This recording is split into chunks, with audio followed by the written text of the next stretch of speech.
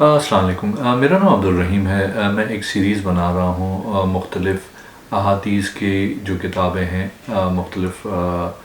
Writers کی۔ تو امام مالک کے موطا سے کچھ احادیث ہیں نماز کے ٹاپک پہ۔ اعوذ باللہ من الشیطان الرجیم، بسم اللہ الرحمن الرحیم۔ حضرت اسلم ادوی رضی اللہ تعالیٰ عنہ سے روایت ہے کہ رسول اللہ صلی اللہ علیہ وسلم رات کو سفر میں سوار ہو کے چل رہے تھے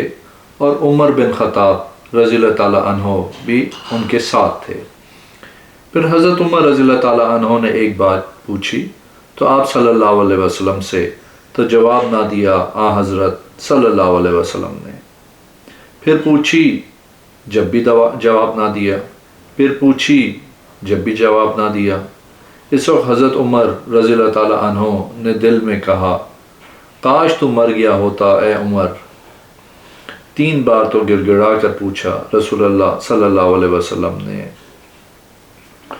اور کسی بار میں آپ صلی اللہ علیہ وسلم نے جواب نہ دیا۔ عمر رضی اللہ تعالیٰ عنہ کہتے ہیں کہ میں نے اپنے اونٹ کو تیز کیا اور آگے بڑھ گیا، لیکن میرے دل میں یہ خوف تھا کہ شاید میرے باب میں کلام اللہ اترے گا۔ تو تھوڑی دیر میں ٹھہرا تھا، اتنے میں نے ایک پکارنے والے کو سنا جو مجھے پکارتا تھا۔ اس وقت مجھے اور زیادہ خوف ہوا اس بات کا کہ کلام اللہ میرے باب میں اترا ہوا ہوگا۔ سو آیا میں رسول اللہ صلی اللہ علیہ وسلم کے پاس اور سلام کیا میں نے۔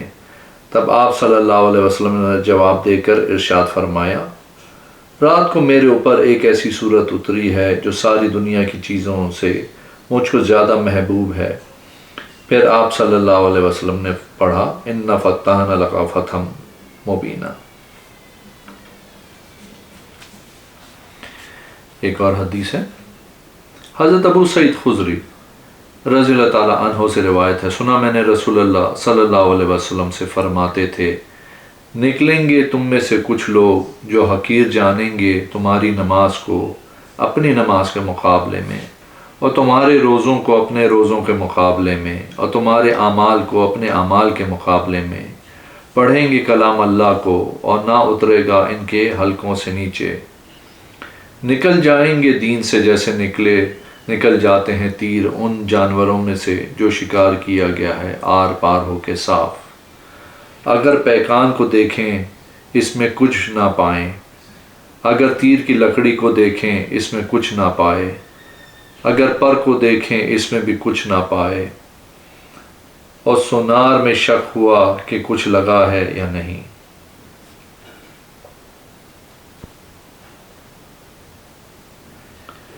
ایک اور حدیث ہے، امام مالک کو پہنچا کہ عبداللہ بن عمر رضی اللہ تعالیٰ عنہ سورہ بقرہ 8 برس تک سیکھتے رہے۔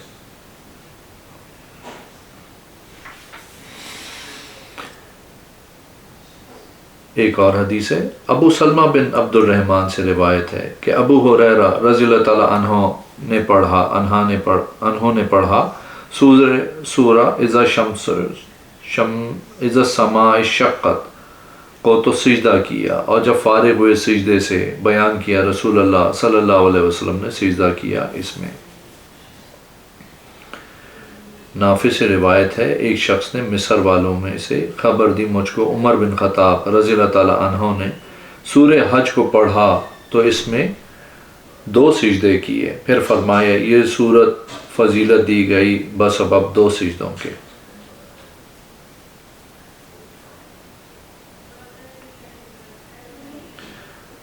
ایک اور حدیث ہے، حضرت عارج سے روایت ہے کہ حضرت عمر بن خطاب رضی اللہ تعالیٰ عنہ نے والنجم اذا ہوا سے پڑھ کے سجدہ کیا، پھر سجدے سے کھڑے ہو کے ایک اور سورت پڑھی۔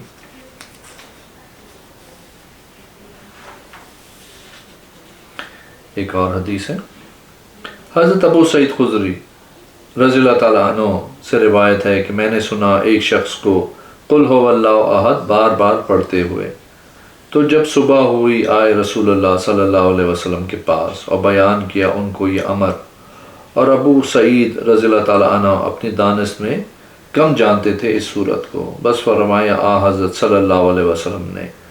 قسم ہے اس ذات کی جس کے قبضے قدرت میں میری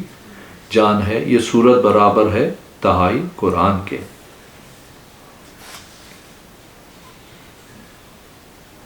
ایک اور حدیث ہے، حضرت ابو ہریرہ رضی اللہ تعالیٰ عنہ سے روایت ہے، کہتے تھے آیا میں رسول اللہ صلی اللہ علیہ وسلم کے ساتھ، سو سنا میں نے آپ صلی اللہ علیہ وسلم نے ایک شخص کو قل هو اللہ احد پڑھتے ہوئے، فرمایا واجب ہو گئی۔ پوچھا میں نے کیا چیز؟ فرمایا جنت۔ کہا ابو ہریرہ رضی اللہ تعالیٰ عنہ نے، میں نے چاہا کہ اس شخص کو جا کے خوشخبری دوں، لیکن میں ڈرا کہ ایسا نہ ہو جائے کہ میرے صبح کا کھانا جاتا رہے رسول اللہ صلی اللہ علیہ وسلم کے ساتھ۔ تو میں نے پہلے کھانا کھایا، پھر گیا تو میں نے دیکھا وہ شخص چلا گیا تھا۔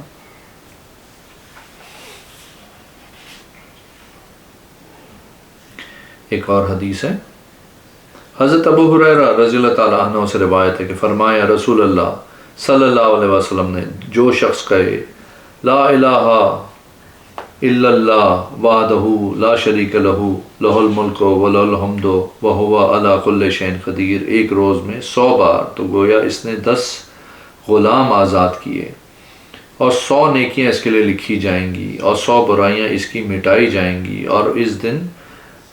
بھر شیطان کے شر سے بچا رہے گا یہاں تک کہ شام ہو جائے، اور کوئی شخص اس سے بہتر عمل نہ لائے گا مگر جو اس سے بھی زیادہ عمل کرے۔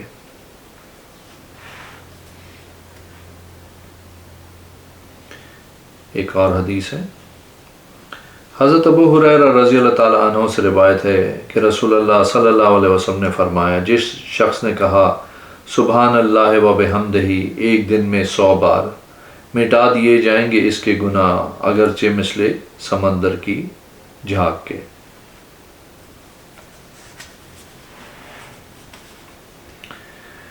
ایک اور حدیث ہے، حضرت ابو ہریرہ رضی اللہ تعالیٰ عنہ نے کہا، جو شخص ہر نماز کے بعد سبحان اللہ کہے 33 بار، اللہ اکبر کہے 33 بار، اور الحمدللہ کہے 33 بار، سو کرے عادت کو لا الہ الا اللہ وحدہ لا شریک لہ لہ الملک ولہ الحمد وہو علی کل شیء قدیر پہ، بخش دیے جائیں گے گناہ اس کے اگرچہ ہوں مثل سمندر کی جھاگ کے۔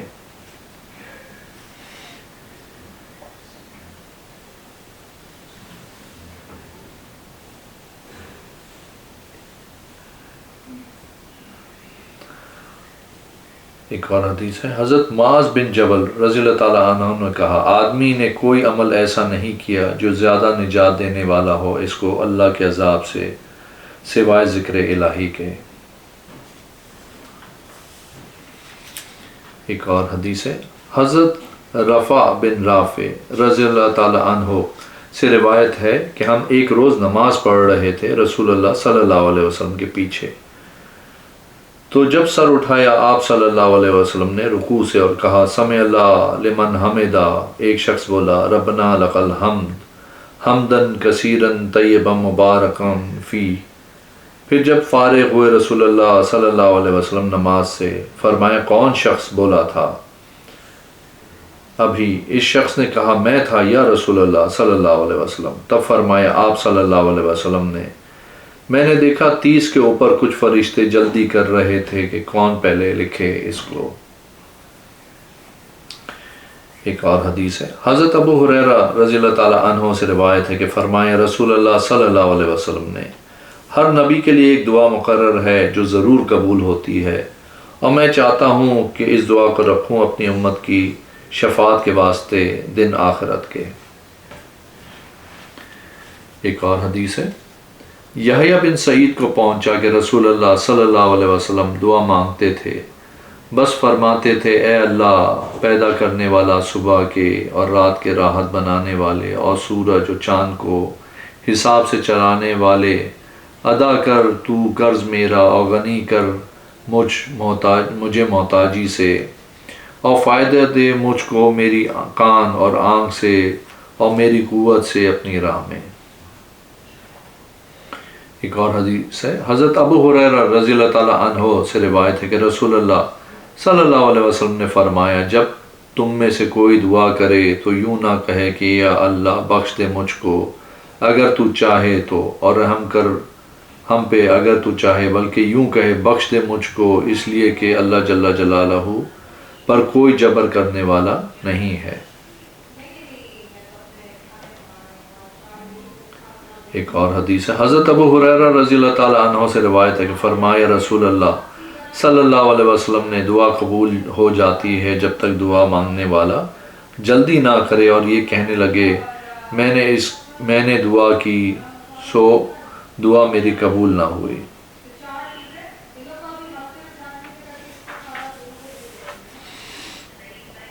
ایک اور حدیث، حضرت ابو ہریرہ رضی اللہ تعالیٰ عنہ سے روایت ہے کہ فرمایا رسول اللہ صلی اللہ علیہ وسلم نے اترتا ہے رب ہمارا ہر رات کو آسمان دنیا تک جب تہائی رات کی باقی رہتی ہے، سو فرماتا ہے کون شخص ہے جو دعا کرے مجھ سے اور قبول کروں میں دعا اس کی، کون شخص ہے مانگے مجھ سے بس دوں میں اس کو، کون شخص ہے جو بخشش چاہتا ہے مجھ سے سو بخش دوں اس کو۔